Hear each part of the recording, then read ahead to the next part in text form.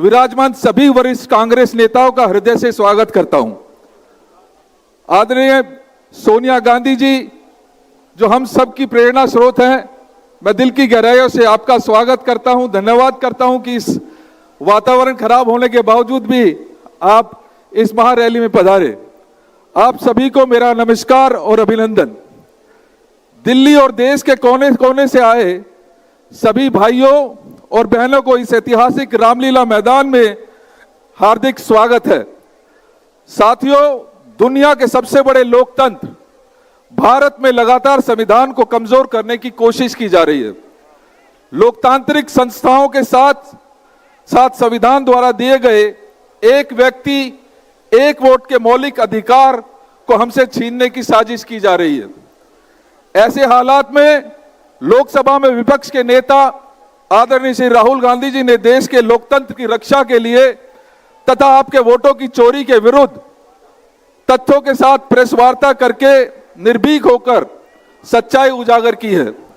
अब मोदी सरकार पूरी तरह मौन और जवाबहीन हो गई है। वोट चोरी के विरोध में देश भर के लोगों ने वोट चोर गद्दी छोड़ अभियान का समर्थन करते हुए ये 5 करोड़ हस्ताक्षर मोदी सरकार को कटघरे में खड़ा कर दिया है। संविधान बचाने और लोकतंत्र की रक्षा के लिए विशेषकर दलितों, पिछड़ों, हमारे देश के गरीब, मजदूरों, किसानों तथा सभी शोषित वर्गों की लड़ाई लड़ रहे सच्चे न्याय योद्धा आदरणीय श्री राहुल गांधी जी को मैं हृदय की गहराइयों से धन्यवाद देता हूं, क्योंकि वे आज संसद से सड़क तक हर गरीब, मजदूर, किसान और पीड़ित नागरिक की आवाज को पूरी प्रखरता के साथ बुलंद कर रहे हैं। मैं दिल्ली प्रदेश कांग्रेस के उन कर्मठ कार्यकर्ताओं का भी आभार व्यक्त करता हूं जो पार्टी के लिए जुटे हैं तथा आदरणीय राहुल गांधी जी को सुनने के लिए इतनी बड़ी संख्या में यहां पर एकत्रित हुए हैं। देश के लोगों ने और पार्टी के जुझारू कार्यकर्ताओं ने यह ठान लिया है कि जब तक वोट चोरी करके गद्दी पर बैठे इन वोट चोरों को सत्ता से बेदखल नहीं कर देंगे, तब तक हम चैन से नहीं बैठेंगे। एक बार पुनः आप सभी का हार्दिक स्वागत और आप सभी का आभार व्यक्त करता हूं। अब मैं 3 बार बोलूंगा वोट चोर, आप बोलेंगे गद्दी छोड़। दोनों हाथ खड़ा करके बोल दीजिएगा प्लीज। वोट चोर, वोट चोर, वोट चोर। बहुत बहुत धन्यवाद। जय हिंद, जय भारत, जय कांग्रेस। शुक्रिया देवेंद्र भाई। और अब वो घड़ी आ गई, मैं बगैर किसी औपचारिकता के वो बुलंद आवाज जो संसद से बाहर तक हिंदुस्तान के कोने कोने गूंजती है तो मोदी सरकार की चूल्हे हिलती हैं।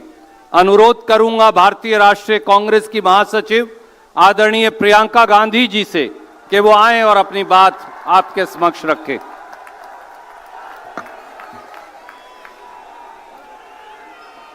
आदरणीय अध्यक्ष महोदय श्री मल्लिकार्जुन खड़गे जी, माता जी श्रीमती सोनिया गांधी जी, बड़े भाई श्री राहुल गांधी जी, मंच पर विराजमान सभी वरिष्ठ नेतागण, सभी कांग्रेस के महासचिव, इंचार्ज सचिव, पीसीसी के अध्यक्ष, माननीय मुख्यमंत्री जी, सबका इस सभा में आज बहुत बहुत स्वागत। और मेरे प्यारे कार्यकर्ता भाइयों और बहनों, दिल्ली की हवा में आप सबका स्वागत। खास तौर से मेरे यूपी के जो भाई बहन हैं, आपने बहुत मेहनत की है, आपको बहुत बहुत स्वागत। कोहरे में आप आज सुबह सुबह ठंड में निकले, मैंने आपके वीडियो देखे, आपकी फोटो देखी, इसके लिए बहुत बहुत धन्यवाद। जरा एक बार जोर से, इतनी जोर से नारा लगाइए कि यहां से गूंजता हुआ प्रधानमंत्री निवास तक जाए, वोट चोर, वोट चोर, वोट चोर। ये वोट क्या है, इसकी कीमत क्या है हमारे जीवन में, इसको समझना बहुत जरूरी है। बहुत समय पहले जब आजादी की लड़ाई शुरू हो रही थी और नेहरू जी जगह जगह जाते थे लोगों से मिलने के लिए, तो एक नारा गूंजता था। जब वो पहुंचते थे तो देश की जनता भारत माता की जय जयकार करती थी। उस समय नेहरू जी ने इस बात का उल्लेख किया कि भारत माता क्या है। उन्होंने कहा कि भारत की प्राकृतिक संपत्ति, भारत की नदियां, भारत के पहाड़, भारत के खेत तो भारत माता है ही, लेकिन भारत की जनता, भारत का एक एक बेटा, एक एक बेटी जो इस धरती का पुत्र है, जो इस धरती की पुत्री है, वे सब भारत माता के अंश हैं। वे सब एक तरह से भारत माता ही हैं। और इसी सोच, इसी भावना ने हमारे संविधान को बनाया। इसी भावना ने आप सबको एक एक वोट दिया, जिससे आपका सबसे बड़ा अधिकार सरकार को चुनने का, सरकार को गिराने का आपको मिले। इसी सोच ने, इसी भावना ने इस तरह की संस्थाएं बनाई कि लोकतंत्र को मजबूत रखें। कैसी संस्थाएं थी ये? न्यायपालिका, मीडिया, संसद, ये राजनीतिक दल जिसका हम भाग हैं, विपक्षी दल, सत्ता पक्ष के जो नेता हैं वो, चुनाव आयोग, ये सब जनता के हित की रक्षा के लिए बनाए गए। इसीलिए जब आज हम देखते हैं कि इन सब संस्थाओं को कुचला जा रहा है, तो एक एक भारतवासी को उठना चाहिए, जागना चाहिए और ये समझना चाहिए कि जो वार हो रहा है वो सिर्फ इन संस्थाओं पर नहीं, लेकिन हम सब पर, आप सब पर, एक एक देश के पुत्र पर, एक एक देश की पुत्री पर वार हो रहा है। और इसे समझना बहुत ज्यादा जरूरी है। आज न्यायपालिका दबाव में है। सारी मीडिया, मेरे भाई बहन मीडिया के जो यहां खड़े हैं, बेचारे मजबूर हैं। सारी मीडिया या अडानी जी की है या अंबानी जी की है। आज परिस्थितियां ये है कि पिछले आम चुनाव में मुख्यमंत्रियों को जेल में डाला गया, कांग्रेस पार्टी का बैंक अकाउंट बंद कर दिया गया, भ्रष्टाचार के नाम पे तरह तरह के इल्जाम लगाए गए जिसका कोई प्रमाण नहीं है। ईडी भेजी, इनकम टैक्स भेजा, सीबीआई भेजी, और जैसे जैसे जिनका दिल कमजोर था, जो सह नहीं पाए, वो इसकी उनकी पार्टी में शामिल हो गए, वैसे वैसे इनकी वॉशिंग मशीन उनको धोकर उनको पाक बनाती रही। आज संसद को देखिए, संसद को देखिए, मुश्किल से एक सत्र में एक दो बहस होती है। और जब हमने कहा, राहुल जी ने मुद्दा उठाया, खड़गे जी ने मुद्दा उठाया कि हमें बहस करनी है चुनाव पे, एसआईआर पे, जिस तरह से वोट चोरी हो रही है उस पे, तो घबरा गए, मानी नहीं बात। अंत में जाकर कैसे माने कि हम वंदे मातरम पर भी चर्चा करेंगे। तो हम संसद में यह बहस करते रहे कि राष्ट्रगीत किसका है, राष्ट्रगीत कैसे बना, राष्ट्रगीत क्यों बना, और जो बड़ी बड़ी समस्याएं हैं जिससे आप जूझ रहे हो, बेरोजगारी, महंगाई, पेपर लीक, उसके बारे में चर्चा करने की हिम्मत नहीं है। हिम्मत क्यों नहीं है? क्योंकि अगर इनको एक असली चुनाव लड़ना पड़े, मैं चुनौती देती हूं, एक सही चुनाव लड़ लें, बैलेट पे लड़ लें, तो ये खुद जानते हैं कि कभी नहीं जीत पाएंगे। आज आपको मायूस होने की जरूरत नहीं है कि बिहार का चुनाव हार गए, क्योंकि पूरा देश देख रहा है कि ये चोरी से जीतते हैं। राहुल जी ने प्रेस कॉन्फ्रेंस की, पहले हरियाणा की बात बताई, महाराष्ट्र की बात बताई, कर्नाटक की बात बताई, बिहार में एसआईआर करके 65 लाख वोट काट दिए गए। और अगर ये सारे प्रमाण आप अलग कर दें तो एक साफ और साधारण बात सामने आती है। आचार संहिता के समय 10-10 हजार रुपए आप पहुंचा रहे हो, कोई आपको रोक नहीं रहा है। चुनाव आयोग आंख बंद कर रहा है, आंख मूंद रहा है। तो अगर ये चुनाव चोरी नहीं है तो क्या है? इनके पास जवाब ही नहीं है। ये जानते हैं कि आज के दिन जनता इनसे नाराज है। देखिए, हिले हुए लगते हैं। संसद में मैं देखती हूं, आत्मविश्वास घट गया है। आंखों में आंख मिलाकर नहीं देख पाते, सामने से गुजरते हैं तो यूं आंख झुका देते हैं। आत्मविश्वास कम हो गया है, घट गया है। अपने आप में विश्वास घट गया है, क्योंकि जनता का विश्वास भाजपा से, इनकी सरकार से, प्रधानमंत्री मोदी जी से, अमित शाह जी से सबसे हट चुका है।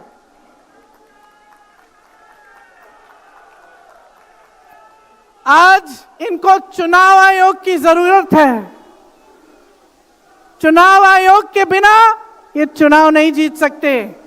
और याद रखिए, चुनाव आयोग के जो मुख्य जो 3 अधिकारी हैं, उनके नाम आप याद रखिए, कभी मत भूलिए इनके नाम, क्योंकि ये आज हम लोकतंत्र पर वार कर रहे हैं। इतिहास में कभी ऐसा नहीं हुआ कि पूरा विपक्ष कह रहा है कि हमें विश्वास नहीं है चुनाव आयोग में, इन चुनाव में हमारा विश्वास नहीं है, ये चुनाव ठीक ढंग से नहीं किए जा रहे हैं।